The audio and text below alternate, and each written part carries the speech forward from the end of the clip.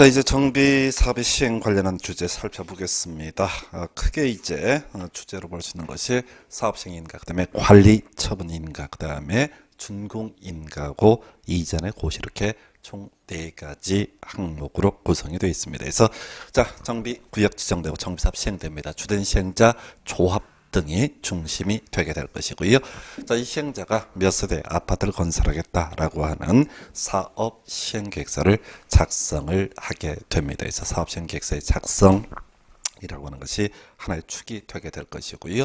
그리고 이 확정 짓는 것이 바로 사업시행 인가라고 부르게 됩니다. 그리고 이 건설 계획이 확정이 되면은 이제 공급 계획, 자 101동 101호 누구한테 분양을 할 것인가라고 하는 거 관리 처분 계획이라고 부르게 될 것이고요. 자, 이 관리처분 계획 확정 짓는 것을 관리처분 계획의 인가 또는 관리처분 인가 이런 표현을 쓰게 됩니다. 그래서 먼저 나오는 것이 사업시행 계획서의 작성에서 시행자 정비 계획에 따라서 다음의 사항이 포함된 사업시행 계획서를 작성한다라고 되어 있어요. 상당히 어렵죠. 그래서 일단 기본 축부터 보십시다. 지금 시장군수라고 하는 사람이 앞에서 정비 계획이라고 하는 것을 수립을 했던 바가 있습니다. 그래서 자, 지금 사업 시행 계획서라고 하는 것은 자기 멋대로 시행자가 5,000세대, 3,000세대가 아니라 바로 정비 계획에서 대강의 윤곽 제시하거든요. 건폐율, 용적률 이런 것들 소위 이제 정비 계획 제시한 범주 내에서 뭐 500세대 아파트를 뽑겠다, 600세대 아파트를 뽑겠다라는 식으로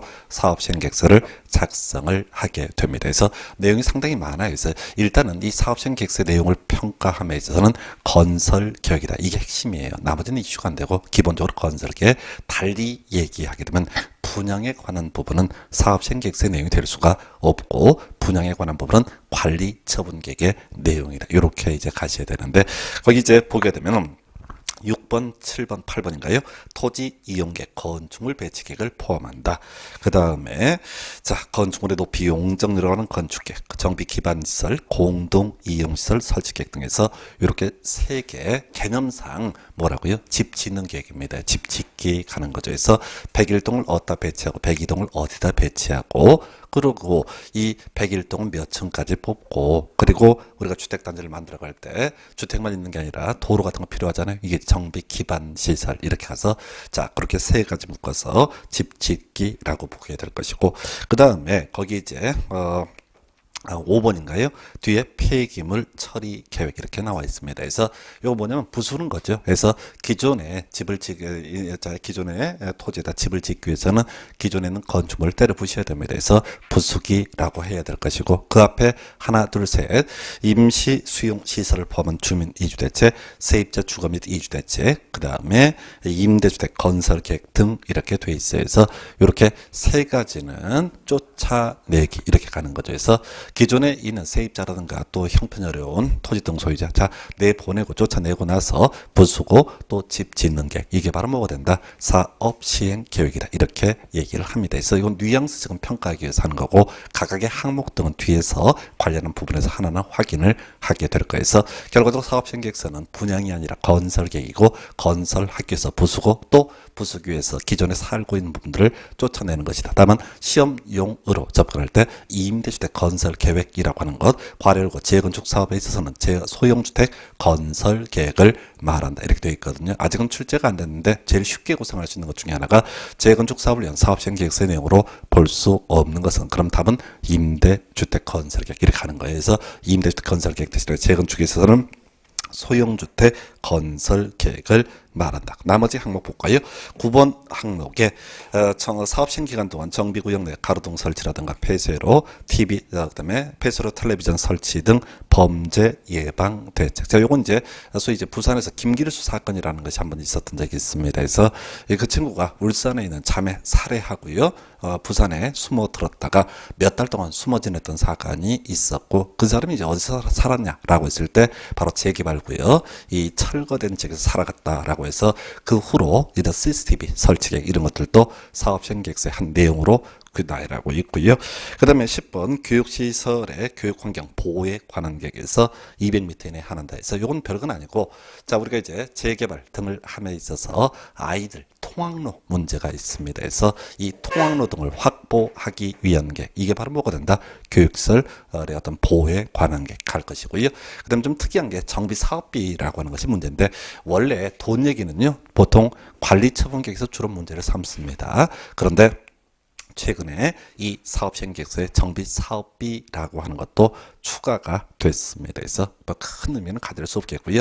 일단은 그 밑에 이제 문제 같은 걸 보게 되면 답이 3번인가요? 사업시행계획서에 관한 내용으로 틀린 것을 고르셔서 뭐 분양 이런 얘기 나와 있죠. 해서 이건 큰 뉘앙스 보시는 거야. 그래서 이 사업시행계획서의 내용으로 볼 수 없는 건 뭐라고요? 분양. 분양이라고 하는 것은 소위 나중에 어디에서 관리처분계획에서 문제가 되는 것이지 어디에서 사업시행계획서는 문제가 되지 않는다. 아주 큰 틀의 그림을 묻는 거예요. 그래서 그 얘기는 뭐 말도 안 되는 얘기를 하나 넣어놓고 있는 건데 최소한 분양에 관한 부분은 바로 사업시행계획서의 내용은 될 수가 없다. 이렇게 잡아야겠고요. 다음 페이지 넘어가서 특례라고 해서 사업시행자 일부 건축물의 존치를 리모델링에 관한 내용이 포함된 사업시행계획서를 작성해서 사업시행 인가를 신청할 수 있다 해서 큰 의미 없습니다. 원래는 다 때려 부시고 새로 짓는 게 사업시행계획서인데 경우에 따라서 일부 건축물의 존치 등도 가능하다. 자, 중요한 지문 아니고요. 그 다음에 인가 신청 등에 있어서는 뭐 큰 이슈는 되지 않겠고 거기 이제 인가사항이라고 하는 거 나와 있습니다. 그래서 자, 사업시행계획서 작성했습니다. 그러면 시장 군수에게 인가 받아야 합니다. 자, 그리고 시험 지문에 답이 안 되는 것 중에 하나가 바로 인가사항의 변경이라고 해서 예외 나와 있죠. 해서 신고사항이라고 되어 있어요. 그래서 패턴 기억을 하셔야 됩니다. 앞에서 우리가 재개발조합 설립할 때 동의받고 설립 인가 받아야 된다. 근데 정관의 내용을 변경할 때 기본적으로 동의받고 또 인가 받아야 되는데 경미한 사항을 변경할 때는 어떻다? 신고하면 된다라고 했었죠. 그래서 문제 구성할 때 이러이러한 내용을 변경할 때 변경 인가를 받아야 된다는 어떻다? 틀린 표현 요렇게 이제 가야 되겠고요. 그런데 거기 이제 그 160페이지 첫 번째 박스에 변경 인가를 받아야 된다. 옳게 출제가 됐어요. 특이하게. 그게 뭐냐면 괄호 열고 있는 부분을 가지고 끌고 들어오는 바람에 옳게 나왔는데 그 지문 하나에 현혹되지 마시고 자, 묶어서 이러이러한 사항을 변경할 때는 어떻게 해라? 바로 변경 인가를 받아야 된다는 다 틀린 표현 요렇게 가시는 게 좋습니다. 딱 하나 예외 항목이 거기에 구성이 되는데 큰 이슈는 되지 않겠고요. 오른쪽 페이지에 자 지금 보니까 인가를 위한 절차 중에서 교육감 등과 협의 뭐 중요치는 않죠. 해서 지금 앞에서 사업시행계획서의 한 내용으로서 교육환경 보호에 관한 게 이런 게 들어갔거든요. 그래서 혹시 사업시행계획서의 근처에 200m 내 학교 등이 있어가지고 교육환경 보호에 관한 게 이런 것이 포함이 된다라고 했을 때 시장군수가 사업시행 인가하기에 앞서서 교육감 등과 협의를 해야 된다. 큰 쟁점 안 되고요. 그리고 답이 됐던 것 중에 하나가 건축위원회 심의 요거 하나 외우셔야 되죠. 따로 20회 때 답이 됐었고 자 지금요 정비사업은 기본적으로 정비구역 내에서 이루어진다. 한편 이 사업시행계획서라고 하는 것은 자기 멋대로 작성하는 것이 아니라 정비계획에 맞춰서 작성을 해야 된다. 이렇게 설명을 드렸습니다. 자 가볼까요? 자 지금요 정비사업을 합니다. 그런데 지금 문제가 되는 게 뭐냐면 재건축이에요.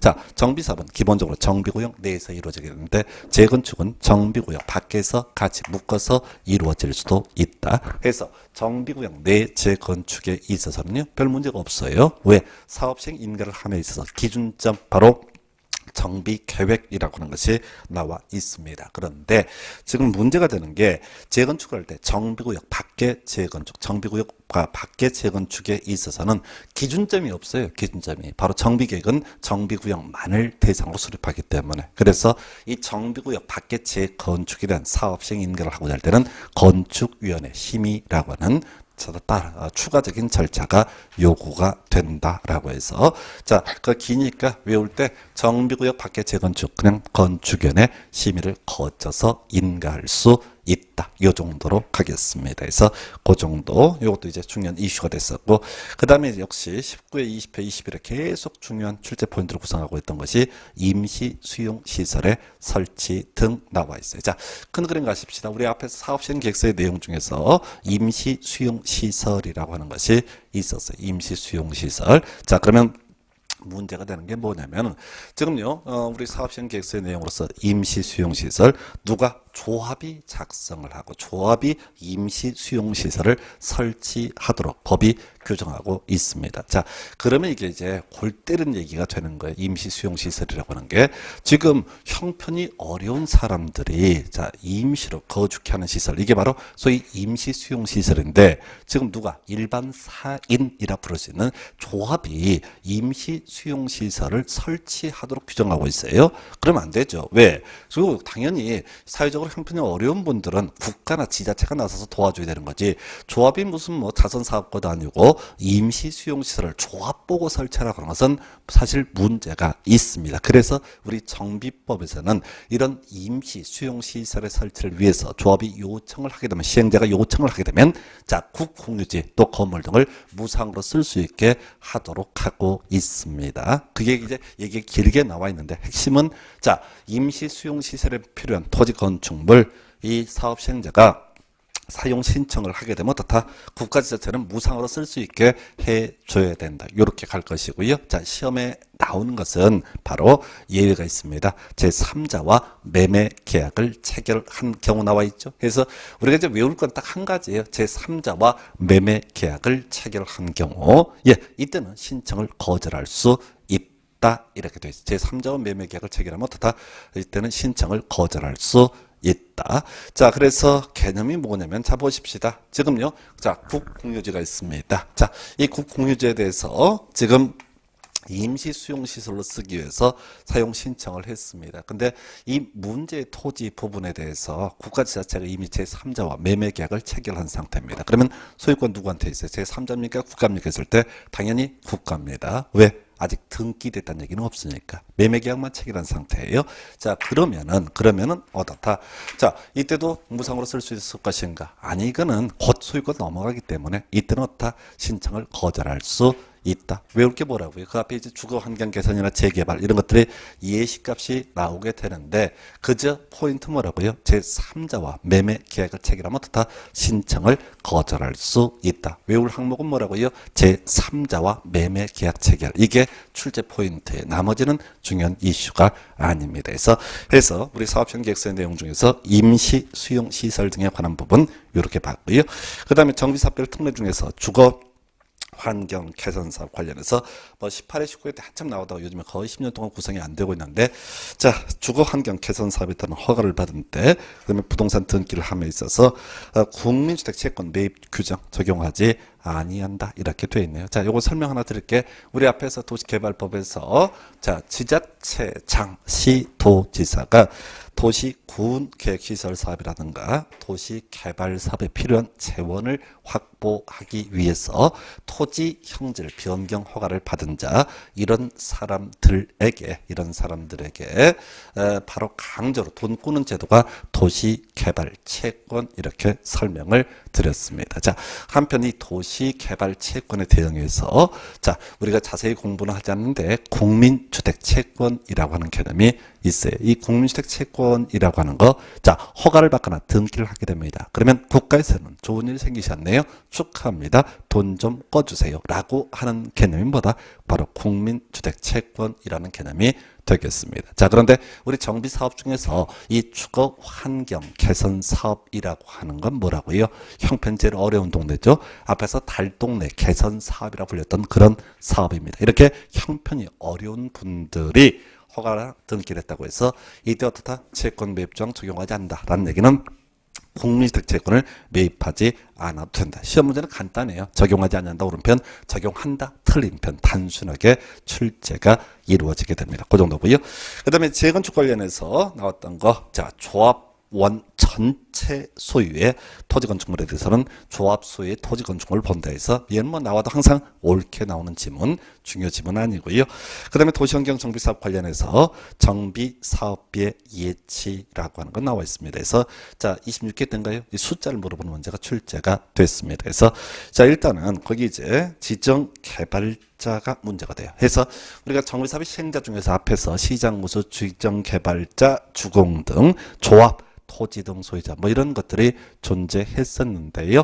바로 지정 개발자, 특정한 지역의 지주라고 생각하시면 좋겠습니다. 그래서 이 지주라고 하는 사람은 믿을 수가 없는 사람. 그래서 도시환경정비 사업에 있어서 지정개발자가 시행자가 되게 되는 경우, 자, 100분의 20이라는 숫자죠. 바로 20%의 정비사업의 20%에 해당하는 금액을 예측해 할 수 있다라고 해서 요 정도까지 해서 주요한 내용 다시 정리하면은 주거환경 개선 사업에 있어서는 채권 매입 조항을 적용하지 않는다. 자, 재건축에 있어서 조합원 전체 소유 토지 건축물에 대해서는 조합 소유의 토지 건축물로 보게 된다. 그리고 지금 도시환경 정비 사업에 있어서 지정개발자가 시행자가 되는 경우에는 자, 정비사업의 100분의 20까지 예측해 할 수 있다. 이 정도까지 보겠습니다. 그래서 이 정도가 사업시행 인가 등에 관한 쟁점이고요. 다 묶어서 1년에 최대 한 문제가 구성이 되게 됩니다. 그 다음 논의할 것이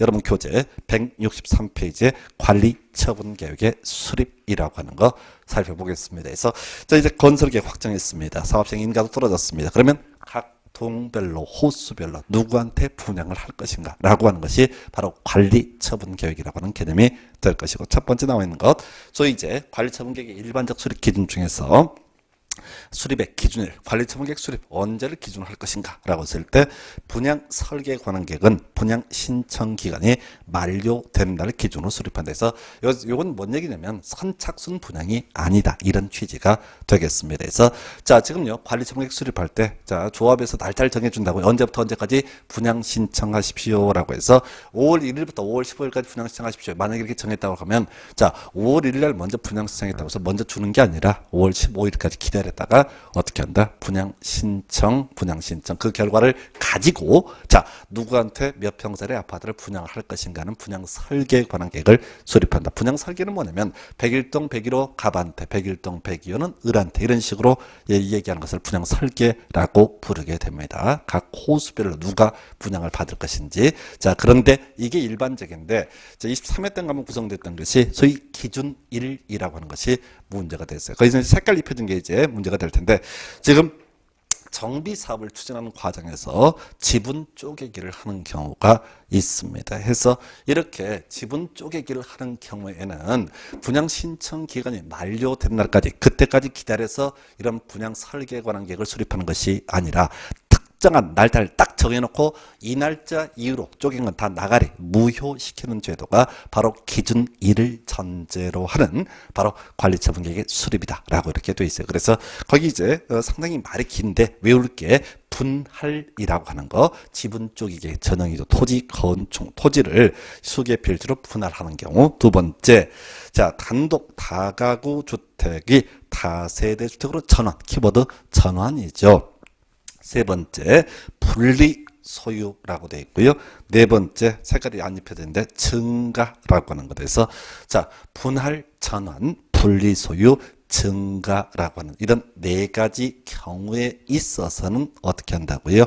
바로 특정 일, 기준 일을 정해서 관리 처분 계획을 수립을 하게 된다라고 이렇게 되어 있습니다. 그래서 뭐 다시 나올 만한 이슈는 아닐 것 같아요. 너무 길어서 내기 어려운데, 그때는 시험 문제에 뭘 넣냐면 이제 분리, 자, 그러니까 분할, 전환, 분리 소유, 증가, 여기다 괄호 놓고 나서 이게 들어갈래요? 올바른 것 아닌 걸 고르시오, 이런 식으로 이제 구성을 했던 바가 있습니다. 그래서 그렇게 큰 중요한 쟁점은 아니고요. 그다음에 적정 규모의 공급은 뭐 중요치 않고, 그다음에 이제 건축물 공유 지분의 교부라고 해서 자, 요거는 우리 앞에서 공부하실 때 환지 계획 관련해서 소위 증환지, 감환지, 입체 환지랑 같은 맥락이에요. 지금 일반적 수립 기준이라고 하는 것은 사실은 현실과는 별 관련이 없어요. 왜냐하면 실질적으로는 조례가 정하는 바에 따라서 달리 기준을 정하는 게 일반적인 모습입니다. 그래서 자, 재해 또는 위생상의 위해를 방지하기 위해서 토지의 규모를 조정할 특별한 필요가 있는데, 너무 좁은 토지를 증가시키거나 토지에 가름해서 보상을 하거나 건축물의 일부와 건축물에 있는 대지의 공유 지분을 교부할 수 있다라고 되어 있죠. 그래서 뭐 별 내용이 없는데 한번 답이 됐던 바가 있고요. 그래서 증환지, 감환지, 입체 환지랑 비슷한 흐름으로 보시면 좋겠습니다. 자, 그 다음에 현금 청산. 지금요, 관리처분 수립함에 있어서 토지 등 소유자 혹은 조합원이라고 해서 무조건 이 분양을 해주지는 않습니다. 그래서 너무 좁은 토지, 건축물에 대해서는 현금으로 청산할 수 있고요. 또 하나가 정비구역 지정 후에 분할된 토지를 취득한 자 현금 청산할 수 있다 해서 우리 앞에서 정비구역 지정에 따른 법적 효과를 논할 때 자, 반드시 허가를 받아야 했던 것 중에 하나가 건축물의 건축 외에도 토지 분할이라고 하는 것이 있었습니다. 그래서 자, 정비구역 지정한 후에 토지 분할 허가받아서 했다라고 하십시다. 예, 지분 쪼개기 한 경우거든요. 이런 경우에 따라서는 현금으로 청산할 수 라고 되어 있습니다. 그래서 그 정도까지.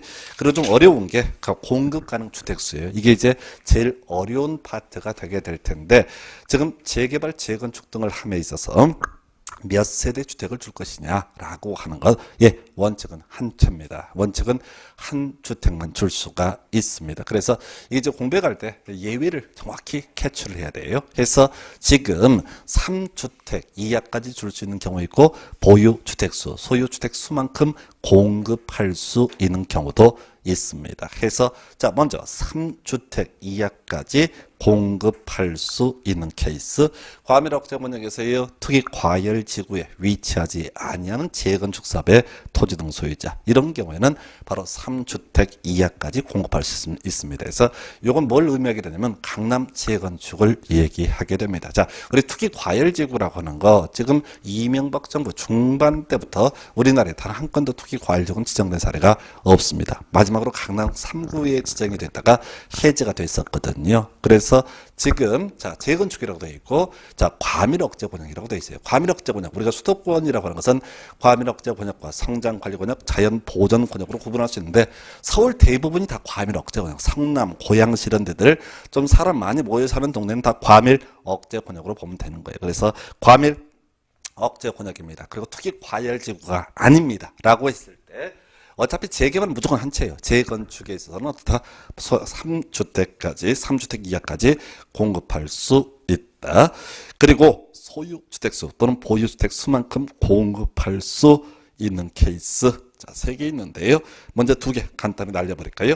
자, 근로자 숙소, 기숙사 용도 등으로 주택을 소유하고 있는 토지 등 소유자, 국가 지자체 주공 등. 자, 뭐 이런 사람들은 투기하는 게 아니죠. 자, 기존에 주택을 여러 채를 갖고 있거나 또 국가 지자체 주공은 투기하는 것이 아니기 때문에 뭐 재건축이든 뭐든 소유한 주택 수만큼. 근데 시험 문제 쟁점이 되는 것은 바로 과밀 억제 권역에 위치하지 아니하는 재건축 사업의 토지 등 소유자라고 하는 것.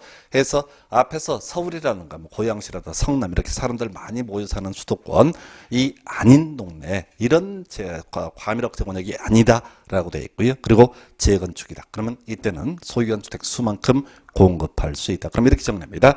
과밀억제 권역에서 투기 과열지구 아닐 때는 3주택까지 공급할 수 있다. 강남 재건축이고요. 그 다음에 과밀억제 권역에 위치하지 아니하는 안산 같은 경우가 될 거예요. 이런 경우에 재건축 사업의 토지 등 소유자 큰돈 되지 않으니까 소유한 주택 수만큼 공급할 수 있다. 나머지 모르면 무조건 몇 채? 한 채까지만 공급할 수 있다. 해서 바로 보유 주택 수 3주택 이하 그리고 원칙 한 채까지 공급할 수 있다. 이런 게 있겠고요. 그 다음에 이제 나와 있는 것이 분양 대상 제외에서 지상권자 외우셔야 돼. 지상권자. 앞에서 우리가 토지 등 소유자를 계산함에 있어서 토지 소유자와 건축물 소유자가 달라지는 경우 각 1회. 그러면서 토지에 지상권이 설정되어 있으면은 이때는 자, 대표는 한 사람을 토지 등 소유자로 본다고 그랬었고요. 뭐 시험대 답은 안 되는데 매번 나오는 게 자, 지상권자에 대해서는 다 분양하지 않는다라고 하는 것. 그 다음에 또 하나가 개별 기준의 적용이라고 재건축 이것도 자주 나오죠. 그래서 재건축 사업은 조합원 전원의 동의를 받아서 그 기준을 따로 정하는 경우 그에 따른다라고 되어 있습니다. 그러니까 앞에 뭐 3주택 이하니 뭐 이런 내용들 보유주택 수만큼이니 다 필요 없어요. 만약에 조합원 전원의 동의를 받게 되면 어떻다고요? 이때는 소유한 주택 수만큼도 공급을 할 수가 있게 되는 거죠. 그래서 실질적으로 앞에 이제 소위 관리처분계획의 일반적 기준이라고 하는 것은 말 그대로 시험을 위한 시험이지 실질적인 부분과는 아무런 관련이 없다. 그리고 실무적으로는 다 시도 조례를 통해서 규제가 이루어지고 있습니다. 그 다음에 나와 있는 것이 관리처분계획의 내용에서 자 앞에서 우리 사업시행계획서의 내용과 비교해야 되죠. 사업시행계획서는 쫓아내고 부수고 집 짓기 등 건설에 관한 내용을 담고 있는 것이 바로 사업시행계획서. 그 한편 관리처분계획이라고 하는 것은 바로 분양, 공급에 관한 계획이다 해서 내용이 많아서 아직은 출제가 안 되고 있는데 제가 색깔 아직 우리 법에 개정돼서 들어온 지 지금 4년 차가 됐는데 아직 출제 안 된 게 있어요. 바로 조합원에게 총회 개최 1개월 전까지 미리 통지를 해야 되는 항목이 있습니다. 그래서 색깔 입혀놨어요. 가격과 추산에. 그래서 이 개념을 간단히 설명드리면 이렇습니다. 지금 우리가 관리처분계획 인가가 떨어지게 되면 현실적으로 관리처분계획 인가 공급계획이 확정이 되게 되면 이때 소송 붙고 난립니다. 왜? 애초에 그 조합원 입장에서 처음에 조합 설립 추진위원회를 구성할 때, 조합을 설립할 때, 사업식 인가를 받을 때 예상했던 거랑 전혀 다른 분담금 이런 것들이 확정이 되고 난리가 나요. 그래서 속았다고 생각하고 인가된 관리처분계획에 대해서 소송 들어갑니다. 그래서 우리 법에서는 아예 제일 중요한 게 뭐냐면 이 조합원에게 돈에 관한 부분을 제대로 알려주지 않은 상태거든요. 그래서 나오게 되는 것이 바로 가격과 추산액이라고 하는 거. 가격과 추산액에 대해서는 총회 개최 1개월 전까지 미리 각 조합원에게 통지가 이루어져야 된다. 이렇게 정리를 합니다. 그래서 그 자세히 보지 마시고 그냥 가격과 추산액, 가격과 추산액 총회 개최 1개월 전까지 통지해라 해서 취지가 뭐냐면 뭐 알고 도장 찍으라 이런 얘기입니다. 과거에는 이제 관리처분계획이든 뭐 사업식 인가 등 심지어 조합원 상당수가 그 귀찮으니까 복잡하니까 조합장에게 도장을 아예 맡겨놓고 이런 사태까지 많이 있었거든요. 그래서 나중에 소송 붙고 이런 문제가 많이 터지게 되는데 가격과 추산액 그 정도까지. 그 다음에 이제 관리처분계획 인가 관련해서 원칙 인가라고 되어 있어요. 그래서 관리처분계획을 수립, 변경, 폐지 등을 하고자 할 때 당연히 인가 받아야 됩니다. 역시 시험에 나오는 것은 예외죠. 자, 경미한상을 변경하고자 할 때 이때는 어떻다? 바로 인가를 요하지 않는다 해서 신고해야 된다 해서 법에 원래 8개 있습니다. 다 외울 수 없어요. 그냥 우리가 외워야 될 것이 이러한 상을 변경하고자 할 때는 어떻다? 인가가 아니라 뭐야? 신고하면 된다 해서 앞에서 그 공부하셨잖아요. 재개발조합 설립할 때 원래 인가 받고 동의 받고 인가 받아야 된다라고 했었고요. 그리고 일정한 상 경미한 상을 변경할 때는 동의 필요 없이 신고로서 가능하다. 똑같은 구조입니다. 뭐가 됐든 간에 어차피 시험에는 예외가 출제가 되기 때문에 이러한 상을 변경할 때는 어떻다? 이때는 바로 원칙은 인가를 받아야 되겠지만은 시험에 뜨는 항상 예외 신고상. 그래서 시험 문제 구성할 때는 이러한 상을 변경할 때 인가를 받아야 된다. 이런 식으로 틀리게 구성을 하게 됩니다. 그 정도까지 넘어가겠습니다. 자, 이제 관리처분계획 인가까지 떨어진 상태입니다. 자, 그러면 이제 나올 수 있는 것이 이제 착공의 문제가 나와야 되는데, 자, 문제는 그거예요. 모든 권리관계 이전 확정은 언제? 이전의 고실의 다음날 이루어져야지 모든 권리관계가 이전 확정되게 됩니다. 달리 표현하면 이전의 고시일까지는 권리관계 변동이 발생하지 않는다. 자, 지금 분양하기로 결정이 됐어요. 그런데 소유권 이전은 언제 이루어진다고요? 이전의 고실의 다음 날이 돼야지 확정이 되게 됩니다. 자, 그러면 어떤 문제가 터지냐면은, 자, 정비구역 내 토지 등소유자 조합원이 어느 날 문득 그냥 기분이 나빠. 그래서 토지, 자신의 토지에 대한 소유권을 주장합니다. 소유권이라는 게 배타적인 권리거든요. 배타적인 권리. 포크레인 기사가 정비사업 재개발하려고 쭉 기어들어오고 있는데 토지 소유자가 내 땅 밟지 마 이렇게 막아버리게 되면 사실상 토지 어떤 배타적 그 속성을 인정하게 되면 물권으로서 성격을 인정을 하게 되면 사업 진행을 할 수 없습니다. 그래서 원칙적으로 소유권은 언제? 이전의 고실의 다음 날 이루어지게 될 것인데 소유권 이전은 이전의 고실의 다음 날인데 바로 이때 나오는 것이 사용수익의 정지 또는 사용수익의 금지라고 하는 개념이 도출돼요. 그래서 자, 지금 사용수익, 자, 소유권은 언제? 이전의 고실의 다음 날이 돼야지 소유권 이전되게 될 것인데, 자, 이전의 고실까지 권리관계 변동이 없다라고 했음에도 불구하고, 자, 원활한 정비 사업을 하기 위해서 어떻다? 사용수익 금지가 된다. 근데 시험에는 항상 예외가 나오지요. 바로 사업시행자의 동의를 받은 경우, 이런 경우 어떻다? 이때는 그러하지 아니하다. 즉, 원래 관리처분계획 인가 떨어지면 어떻다고요? 사용수익을 할 수 없어야 된다. 자, 그럼에도 불구하고 어떻다? 바로 사업시행자의 동의를 받으면, 즉 사업시행에 지장을 주지 않는다라고 판단되게 되면 사용수익을 할 수가 있다. 이렇게 가게 될 것이고요. 자, 그 다음에 이제 파생되는 문제, 지상권 등의 계약 해지 문제가 발생할 수 있습니다. 그래서 자, 보게 되면은 지금 지상권이라는 게 용익 물권이죠. 그 전세권도 마찬가지가 될 것이고요. 해서 지금요, 관리처분계획 인가 떨어지면 사용세 금지가 된다라고 했거든요. 그러면 소위 용익 물권, 뭐 지상권, 전세권, 또 이제 채권이긴 하지만 임차권 등 뭐 이런 것들 설정 목적 달성할 수 없는 경우 있습니다. 예, 이때 이 사람은 바로 계약 해지를 할 수가 있다. 라고 하는 것. 그래서 자, 지금 사용수익 금지에 대응해서 방법 중에 하나 그런 게 있어요. 이 사람들은 언제까지 이전의 고실에 다음날 다시 옮겨가게 되는 게 지상권, 뭐 전세권, 임차권 다 옮겨가게 될 텐데 그때까지 기다리는 방법도 하나고 중간에 계약을 해지할 수 있다. 예, 그리고 자, 계약 해지하게 되면 집주인이 바로 돈, 보증금 돌려줘야 될 텐데 문제는 집주인이 주식에 투자해 갖고요 말아먹은 케이스 있어요. 해서 보증금을 돌려줄 수 없는 상황이 있다. 그러면 이때 계약을 해지할 수 있는 자가 가지게 되는 전세금 등의 금전반환 청구권 바로 사업 시행자에게 대신 행사할 수 있다. 그럼 조합이 대신 물어주고요.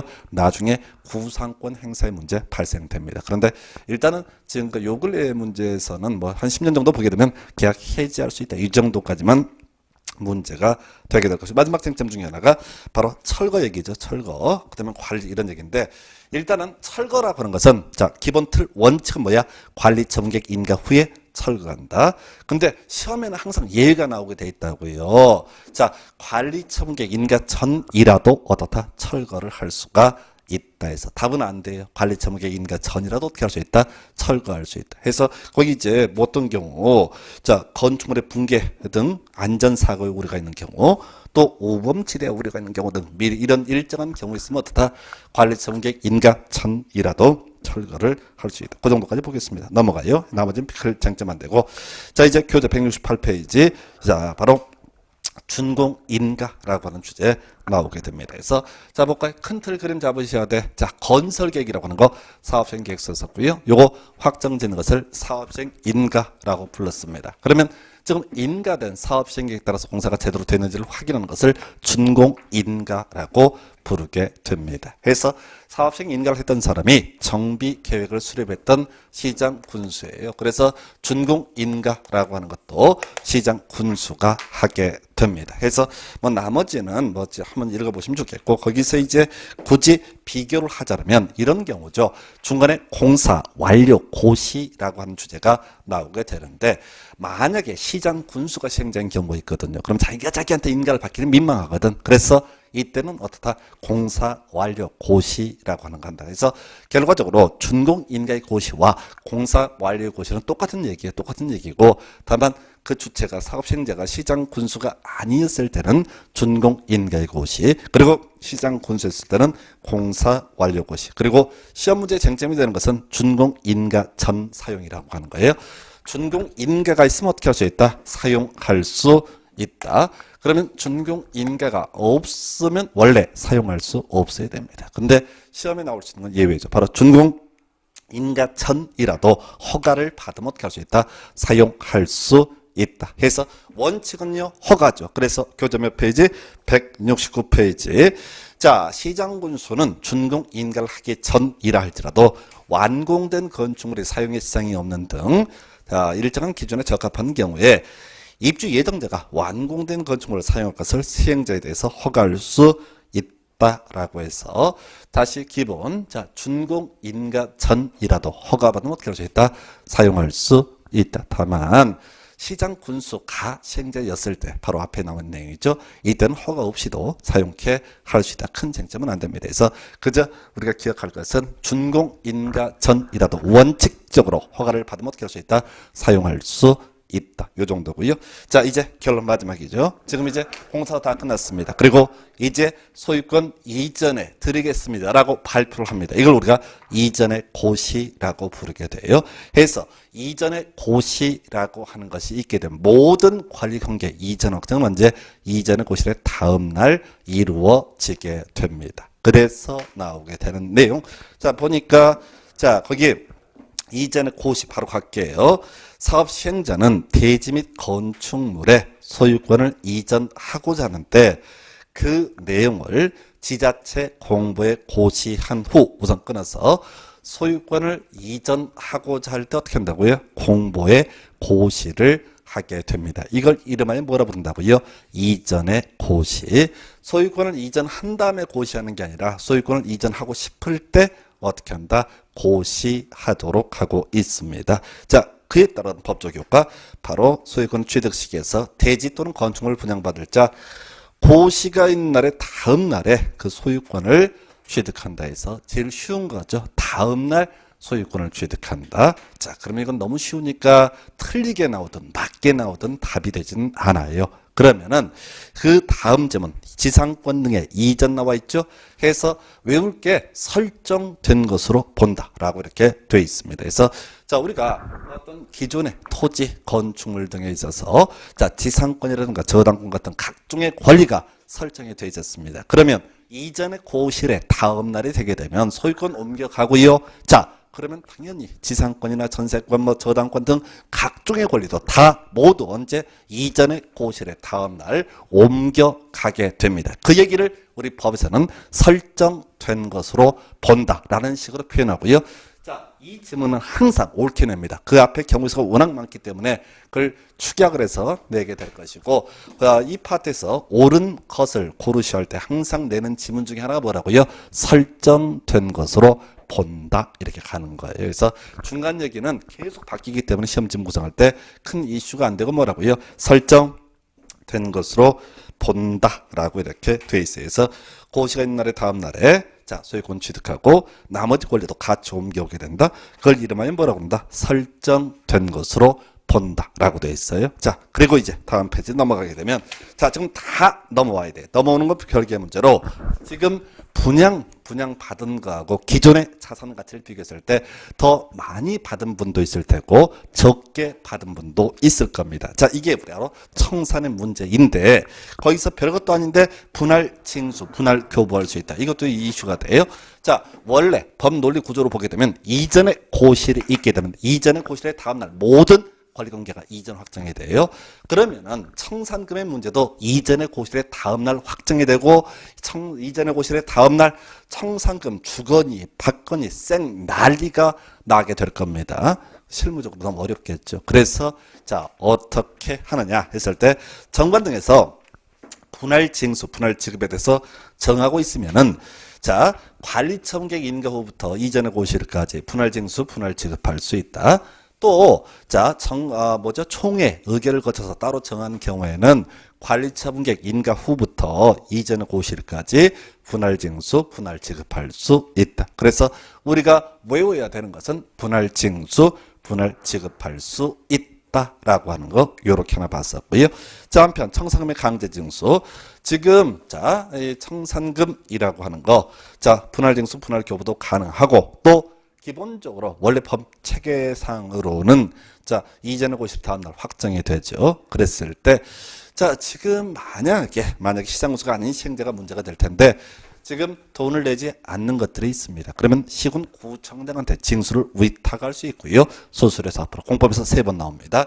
도시개발조합의 조합원의 의무 얘기하면서 바로 조합의 운영 경비를 납부할 의무가 있는데 조합원이 경비를 납부하지 않게 되면 소수료 4% 받고 시군구청장이 대신 받아줄 수가 있었거든요. 그리고 자, 역시 도시개발법에서 청산을 함에 있어서 돈 내지 않는 것들이 있다라고 했을 때 자, 바로 시장구수가 아닌 시행자는 시장군수한테 징수를 위탁할 수 있었고 자, 징수 위탁이 있게 되면 시군구청장 바로 100분의 4에 해당하는 금액을 시장군수한테 교부하면서 돈을 받아낼 수 있다. 요 얘기 있었고요. 그 밑에 문제 나와 있잖아요. 그래서 뭐 얘기 길게 되어 있는 50억 빙을 받았다, 뜯었다. 자, 4% 얼마냐? 2억. 이런 문제가 구성이 됐습니다. 그래서 하여튼 이 도시개발법에서 재작년인가 나왔던 것 중에 하나가 시군구청장한테 징수 위탁할 수 있다. 그럼 그 다음 단계에서 예상해 볼 수 있는 문제가 4%라고 하는 이 문제를 또 구성할 수 있습니다. 자, 그렇게 보셨고요. 또 하나 답이 되는 거, 자, 저당권의 물상 대위라고 하는 주제가 되겠네요. 자, 지금 우리 앞에서 이렇게 얘기했었죠. 자, 이전의 고실의 다음 날이 되겠면 소유권 넘어가게 되고요.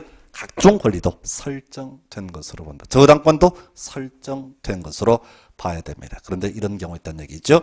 지금 어떤 토지의 가치가 예를 들어서 3억짜리 토지야. 이 토지의 가치가 3억짜리가 될 것이고 여기에 저당권이 2억이 설정이 되어 있던 상태입니다. 자, 그래서 이 사람이 아파트를 지금 분양을 받았어요. 자, 언제? 이전에 고시래 다음날 분양을 받았습니다. 그런데 이 사람이 이 아파트를 분양받을 때 이 아파트의 가치가 1억짜리에 불과한 경우가 있다는 얘기죠. 나머지 청산금을 받은 경우가 이 사람이 청산금을 받아버리고 아파트 1억짜리를 분양을 받았어요. 그러면 저당권 언제예요? 바로 이전의 고시를 다음날 옮겨가야 돼. 설정된 것으로 봐야 되는데 이 저당권자 전혀 보호를 받을 수 없습니다. 아파트 아주 싼 걸 분양을 받단 말이죠. 그러면 이 사람이 이 저당권자가 이 청산금에 대해서 바로 강제 집행 들어가게 되는 걸 뭐라고 한다? 저당권의 물상대위라고 얘기를 하게 됩니다. 그래서 자, 정비사업을 시행하는 지역 안에 있는 토지 건축물의 저당권을 설정한 권리자, 저당권이 설정된 토지 건축물의 소유자가 지급받을 청산금에 대해서 청산금 지급하기 전에 압류 절차를 거쳐서 저당권을 행사할 수 있다라고 되어 있죠. 그래서 사실 이 파트에서 중요한 이슈로 구성을 하고 있는 것은 세 가지예요. 이전의 고실의 다음 날 설정된 것으로 본다. 그리고 세 번째가 저당권을 행사할 수 있다. 요 세 가지가 전통적인 출제 포인트. 그래서 문제 구성할 때 이렇게 나왔어요. 보통 옳은 것을 고르시오 할 때는 설정된 것으로 본다. 그건 너무 길기 때문에 자, 설정 안 된 것으로 본다. 이렇게 문제 구성할 수 없거든요. 그래서 설정된 것으로 본다. 보통 틀린 것을 고르시오 할 때는 저당권을 행사할 수 없다. 라고 이렇게 장난을 치게 됩니다. 전형적인 파트고요. 그리고 소멸시효 이게 언제 바로 27회 때 답이 됐었죠. 그래서 지금 청산금을 지급받을 권리, 징수할 권리는 이전의 고시를 다음 날부터 5년간 이를 행사하지 않으면 소멸한다 해서 자, 우리가 이제 공법상 채권의 소멸시효 5년이라고 말씀을 드렸습니다. 자, 우리가 어디에서 앞에서 도시개발법 할 때 도시개발 채권이라고 하는 거, 자, 소멸시효 원금 5년, 이자 2년 이렇게 봤었고요. 자, 지금 여기서 포인트는 뭐냐면은 5년은 당연히 외운다고 치는 거고요. 기준점이 중요해요.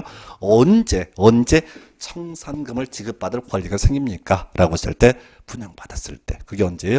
이전의 고실의 다음 날 청산금을 받을 권리 등이 생기게 됩니다. 그래서 자, 27회 때 이걸 가졌죠. 이전의 고시 1부터 5년간 행사하지 않으면 소멸한다 해서 틀리게 구성을 했었습니다. 그래서 이렇게 그럼 뒤쪽에서는 자, 주연 지문들 이전의 고시가 있는 날의 다음 날, 자, 그 다음에 두 번째 설정된 것으로 본다. 저당권을 행사할 수 있다. 이게 전통적인 출제 경역. 그리고 사이드로 계속 구성하는 게 분할 징수, 분할 지급할 수 있다. 그리고 최근에 나왔던 것이 이전의 고시의 다음 날부터 5년간 행사하지 않게 되면 시효로 소멸한다 해서 자, 이렇게 해서 오늘 정보 보시고 다음 시간은 건축법부터 이어서 하겠습니다. 수고하셨습니다.